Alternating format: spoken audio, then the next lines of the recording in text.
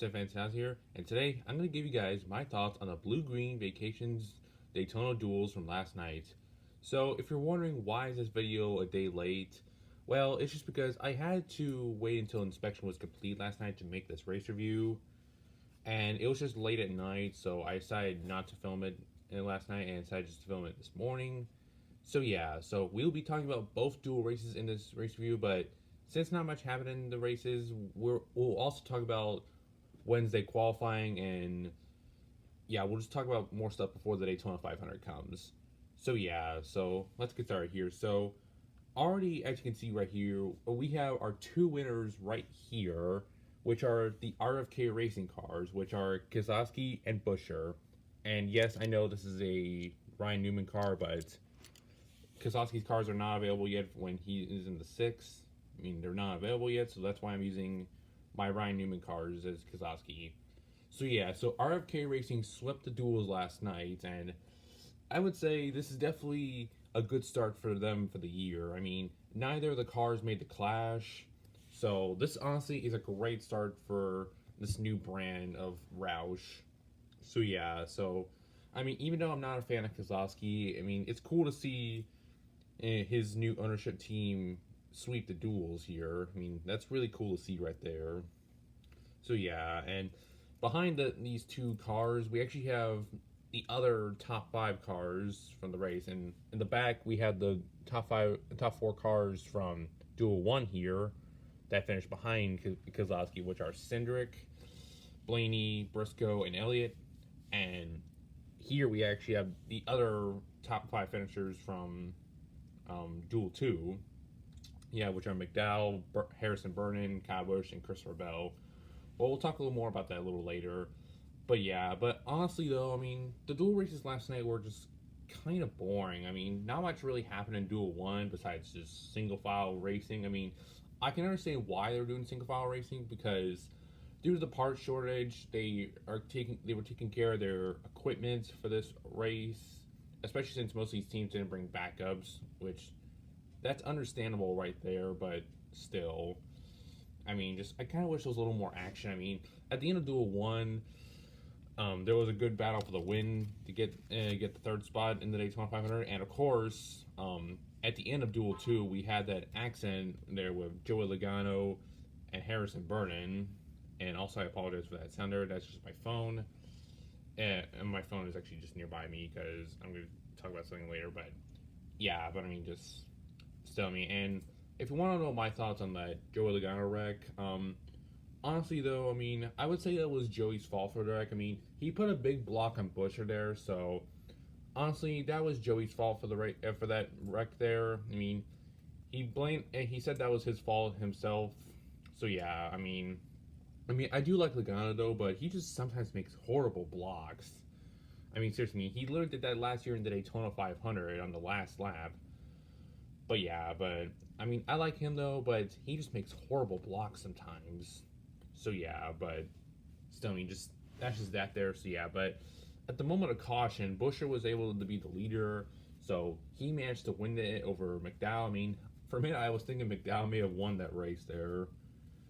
So yeah, but I mean, just so, and not to mention also, I mean, the Toyotas were doing really good that night as well. I mean, they could have maybe had a chance to catch him if they had more time, but they were too far back to catch them. So yeah, but I mean, yeah, but I mean, that's just that there. And not to mention also in Duel 2, Hamlin spun out on his own on pit road. So that was a costly mistake for a really good driver on super speedways. So yeah, but I mean, still, I mean, he's definitely going to do good in the Daytona 500 though. I mean, still watch out for him to win his 4th Daytona 500. So yeah, and of course also from Wednesday night qualifying, Kyle Larson and Alex Bowman will be starting on the front row for the Daytona 500. So yeah, that's good for them. I mean, 5th year in a row that Alex Bowman is starting on the front row for the Daytona 500, and Larson's first Daytona 500 pole. So yeah, this is definitely a good start for Larson's championship defending season. So yeah, so I mean, just good start for him though. But I mean, just yeah. So that's not there. So yeah, but I mean, not to mention also from Daytona 500 qualifying, we had some fast cars in it, like Chastain, Harrison Burton were fast. Truex, he was quick as well.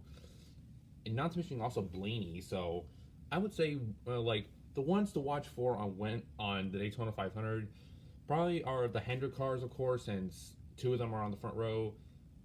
Also, I would say the RFK racing cars since they won last night, and also Blaney and Hamlin, of course, since they're very good super speedway racers. I mean, maybe there could be another one to watch out for me. Maybe Harrison Burton, it could be a one to watch since he was quick this week, and maybe you can also count in the Trackhouse cars, but we'll see. I mean, of course, I mentioned this already, but Chastain is my pick to win the Daytona 500.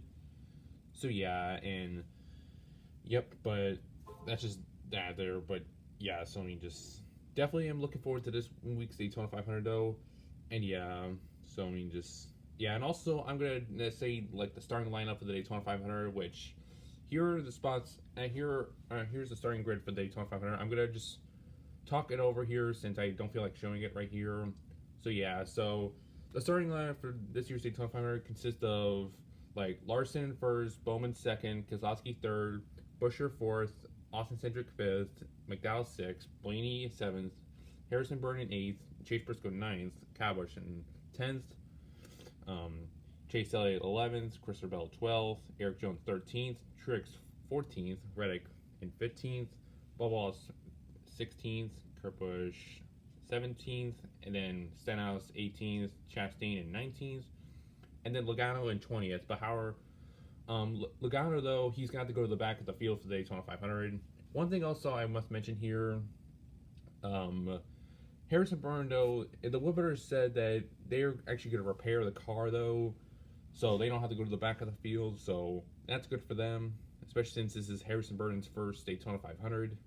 And yeah, and continuing on here with the other half of the field, then we have Swartz in 21st, Harvick 22nd, Byron 23rd, LaJoie in 24th, Justin Haley starting 25th, Ty Dillon in 26th, Landon Castle 27th. Also, one thing else I must mention here, also I forgot to mention, Biffle, Kaz Gralla, Gregson, and Jacques Villeneuve all make the field for the Daytona 500. I mean, Gregson and Villeneuve qualified on speed, while Gralla and Biffle raced their way in last night.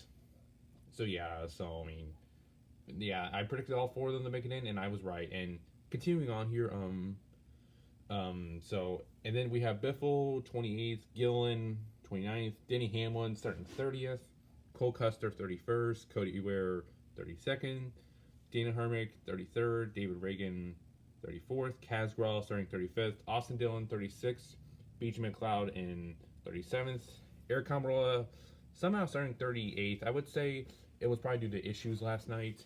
Then Gregson starting 39th, and Jacques Villeneuve 40th. So yeah, so that's the starting field for the Daytona 500 though. So yeah, but I mean we'll just so I mean that's your starting grid for the Daytona 500. I mean, I was thinking about maybe mentioning it in this video, and I did. So yeah, and the cars who did not make the field for the Daytona 500 were like I think they were JJ Yealy and Timmy Hill. So both MBM cars will not make the Daytona 500. So yeah, I mean, I didn't predict them to make the Daytona 500, and I ended up being right at the end. So yeah, but that though is just the starting grid for the Daytona 500. So yeah, I'm definitely looking forward to this week though. I mean, it looks like this is gonna be a good Daytona 500. Hopefully a little better than last year's. But yeah, but we'll just wait and see on that there.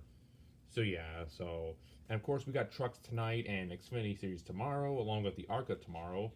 So yeah, so racing is officially back in business. So yeah, so I'm definitely looking forward to racing this week. So yeah, so but the next video though will probably be maybe the Daytona 500 race review, unless like maybe a special train comes maybe today.